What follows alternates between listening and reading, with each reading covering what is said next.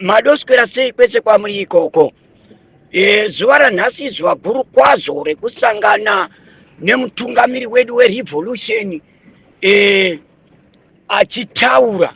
Izvi zvinoratidza kuti Revolution yedu patanga tichiita apa tanga tinaye. Iye anga achizviona zvakasa achingoti aiwa ndichagadzirisa. Saka nyaya yeRevolution iri kuenderera mberi. Hakuna angairambidzise nokuti Vageza variko.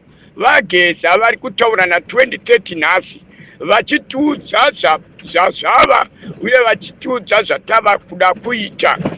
Isu takaura nenhamo, vanhu vakaura zvokwadi vabvisa. Kana ukaona munhu ari kusapota zvakaipa kudai izvi, ziva kuti munhu iyeyo uyu kauyu either anoba navo kana kuti haana kunyatsoitawo zvakanaka nokuti haaoni chakanaka nechakaipa.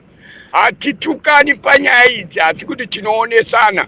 Zvinhu zvaipa, kana tiri zvinhu zvaipa, kuna ana mbuya vari kushupika chaizvo, nenherera dziri kushupika, madhara ari kushupika, vana vari kushupika, zvikoro vakatorega vakutoswera vachimwa musombodhya.